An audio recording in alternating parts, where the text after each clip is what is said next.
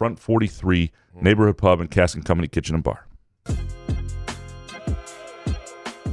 Hey, sports fans, are you tired of the same old routine? Looking for a way to unwind after a long day? Look no further than Pure Options, the premier destination for all of your cannabis needs in Lansing, Detroit, Muskegon, and Mount Pleasant. Whether you're cheering for the Lions, Spartans, or the Wolverines, Pure Options has everything you need to elevate your game day experience. Mention Couch the Rube when you visit Pure Options and get a Pro Grow 8th with a $50 purchase. It's our way of saying thank you for being a loyal listener. Swing by Pure Options today and elevate your cannabis experience to a whole new level. Firekeeper's online casino and sportsbook is the site to play from your phone, tablet, or laptop.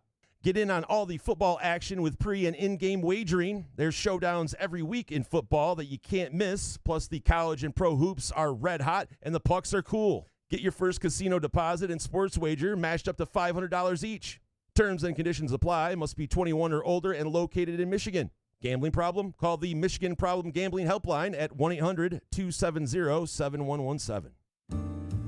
Where else can you cheer on your team? Enjoy a mouth-watering burger or savory sushi. Sip on handcrafted cocktails or one of 46 beers on tap. Take your game day or date night to Cask and Company Kitchen Bar or Front 43 Neighborhood Pub near Frandor. Two amazing places with one awesome blended modern American Asian menu. Catch the game on one of 30 60-inch TVs or stop in for the all-you-can-eat lunch buffet. Enjoy happy hour or elevate your night out at Cask and Company or Front 43 on East Saginaw in Lansing. Find Couch and the Rube podcasts on Spreaker, iTunes, iHeartRadio, Spotify, YouTube, Facebook, Google Podcasts, CastBox, and the Rube's favorite, Podcast Addict.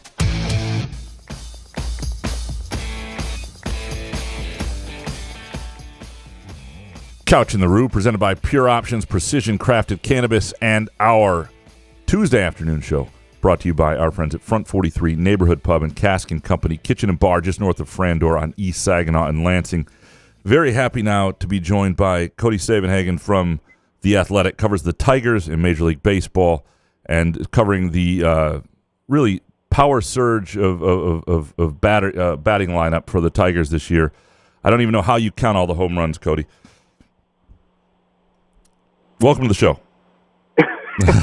Yeah, you had me thrown off a little bit there, but yeah. No, good. Yeah, thanks for having me. Not a lot of a power surge really, other than I guess 2 homers in back-to-back games for Spencer Torkelson. So after quite the drought, you will take that. Well, let's start there. There are 2 guys on this team who are lightning rods right now, I think, right? It's Spencer Torkelson and Javi Baez.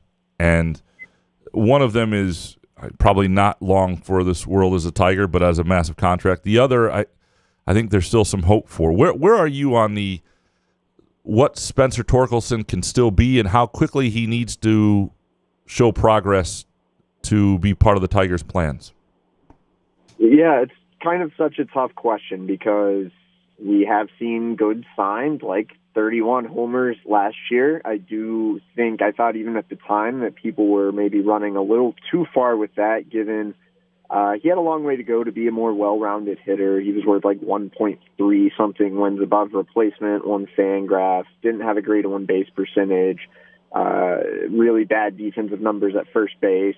But you saw enough that's like, okay, if he can make a few strides in his game on both sides of the ball, you could really be looking at something here. Now he gets off to another atrocious start, and you start looking at his career numbers. He's over 1,200 MLB plate appearances now. It's easy to talk yourself into being like, is this even a guy? Is this even a viable major league first baseman? I think the answer is probably somewhere a little bit in between.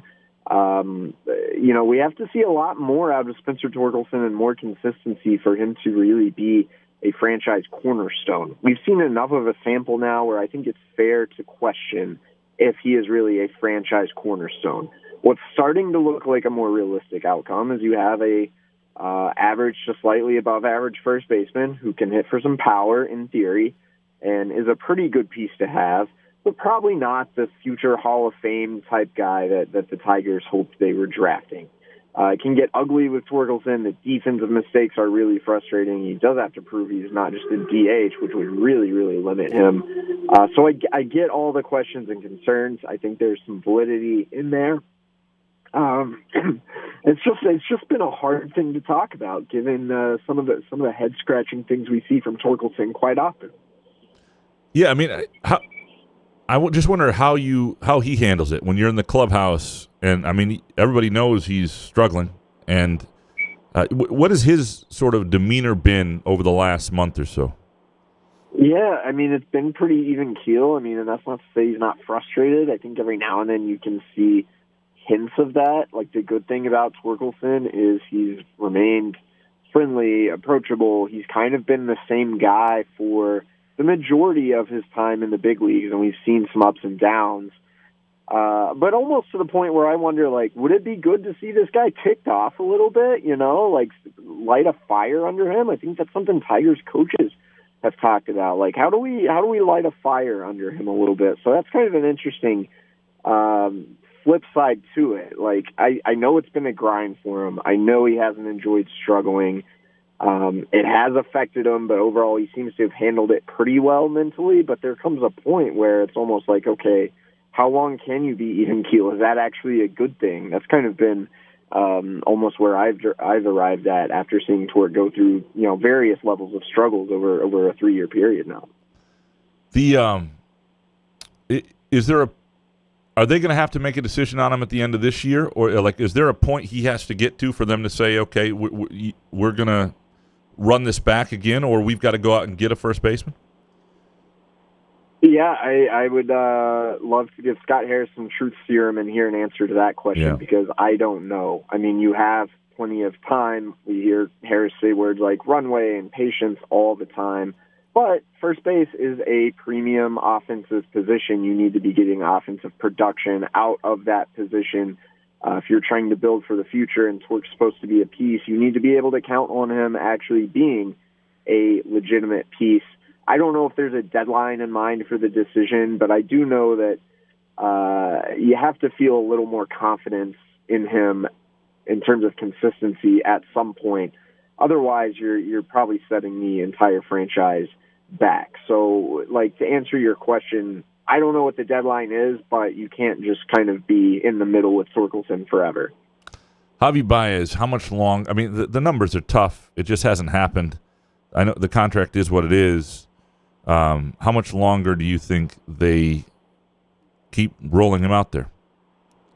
Yeah, I think if the production continues to be what it is right now, and there's really no signs that it's going to change, his playing time will probably start to dwindle. I mean, we saw that a little bit down the stretch last year. There's a guy who hits in the bottom third of the order every time out now. I think his playing time is going to dwindle. I don't see anything bigger than that happening mid-season.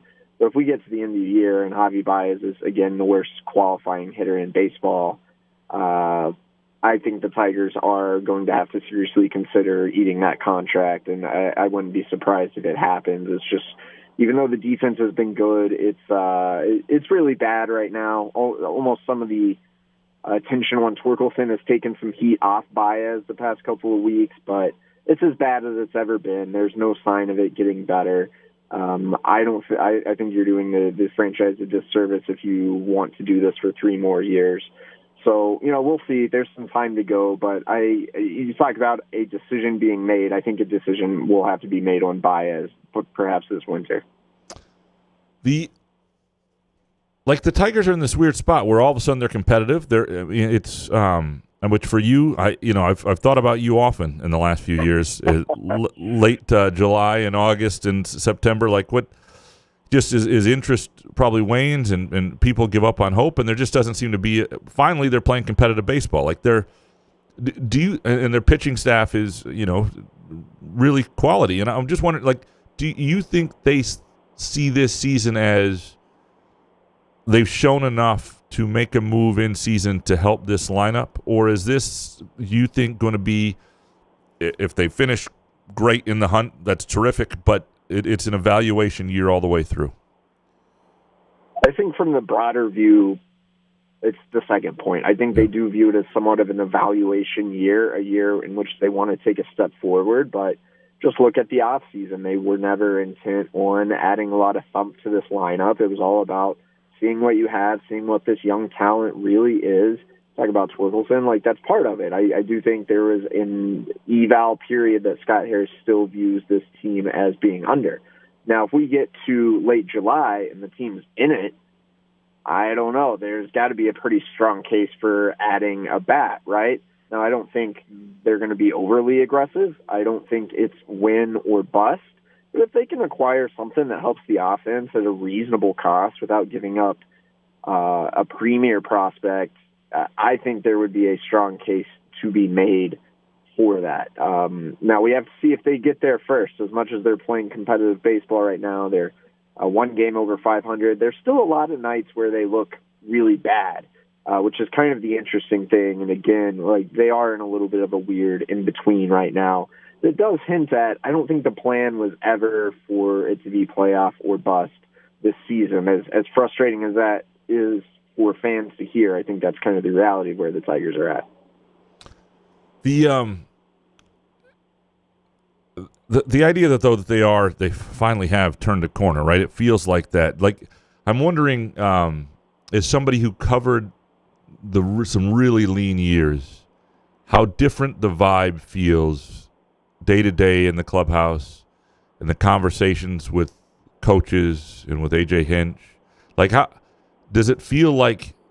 I mean, I don't know what if exhale is the wrong word, but how different is the sense of this is something, and this is a lot better, and this is just different? Yeah, the vibe's definitely a lot different, a lot better. There's no question about that, and I think it comes down to the guys who are on the roster. It's a really young team right now, a lot of them knowing they have futures in this organization, versus in the past it was kind of a lot of hired guns, a lot of stopgap, one-year type guys that kind of knew they weren't going to be here, or guys that were just fighting for every day they could get in the big leagues. And that can create a little bit of a tense atmosphere. And now I do think there's more hope, there's more energy for the future. AJ Hinch feels like, I think, has probably a better vision for where the team and the franchise is heading. It's not all sunshine and rainbows every single day. Like we've seen some guys really go through struggles this year. But overall, there's absolutely more of like a hopeful vibe. There's no question about that. So some of that hope is where to next, and obviously they need to add to the lineup at some point, and figuring out where is important. The pitching staff looks pretty close to ready for prime time. Your sense on, and obviously Chris Ilitch does not make himself readily available in the clubhouse every day to you, but your sense on how much you believe the resources will be there this offseason to go out and considerably improve the lineup. Yeah, I don't think it's going to be a matter of like tight budget constraints. I mean, I don't think the Tigers are going to be a team that goes over the luxury tax like they did under Mike Ilitch. Like I don't think that's going to happen. Now, I think they can add a lot more to the payroll. And for as much as everyone likes to dunk on Chris Ilitch, like, I don't know, 2 years ago, he opened the checkbook a decent amount, and they signed Javi Baez and Eduardo Rodriguez, and particularly in Baez, that ended up being a very poor use of money. Yeah. I don't think the Tigers are probably going to be in the mix for Juan Soto this offseason, but I think they'll be willing to spend. They have plenty of room to spend without even worrying about breaking the bank. That's how low the payroll is right now. They didn't add much this offseason. After losing the Miguel Cabrera contract, there's room to spend. I don't think Chris Ilitch is going to, be overly cheap. I do think it'll still be a matter of what Scott Harris views as smart and responsible spending. Based on what we've seen from him so far, I could still see that being a little bit on the conservative end. So it'll be interesting, and I think some of it will depend on how they finish this season and how close they feel they really are to contention. I don't get the vibe either from Ilitch or Scott Harris that they view buying free agents as the route to getting back to the postseason in a sustainable way. I'll get you out of here on this. Who's your favorite guy to talk to on the team? Like, who's the guy in the locker room when you need a secondary source on a story, or you need a good quote on something, or you just need somebody who's willing to give you a conversation and the time every time? Who's your go-to? Ooh, that's that's a good question. And one good thing about this team, there are a lot of guys who are, good talkers, friendly guys. Torkelson and Riley Green are right up there. Jake Rogers is great. He's got the catcher kind of smarts, but he's got a good sense of humor. And if you're really looking for something off the wall, talking to Andrew Chafin is always a delight. So I would say those four guys, all good at that role. Cody, I appreciate you. You do great work for The Athletic. I would encourage anybody to read your stuff there, and I think people know that. Thanks for taking the time, man. Yeah, absolutely. I appreciate it. That's Cody Stavenhagen from The Athletic. Does terrific work covering the Tigers and does some really good big picture stuff as well. Any thoughts, Jason, off what Cody is a big fan of Chris Ilitch. I don't think I've ever heard anyone try to semi-defend it, following it up with, well, he paid for Javi Baez and Eduardo Rodriguez. We did Two pay of a the lot. worst signings of the fucking past 10 years or But whatever. that's not his fault, though, right? He opened the checkbook for him. You just have to, So basically, what he's also saying is that we have to root against Javi Baez to get him out of here. Yeah. Right. And Juan Soto's not having. Well, I mean, if he has any success, then he's going to stick around for another year, and we're going to be stuck like Miggy Cabrera. Right. Yeah. Even though Javi's nowhere near Miggy. No, it's a that stuff annoys me when you have to root against guys on your favorite team.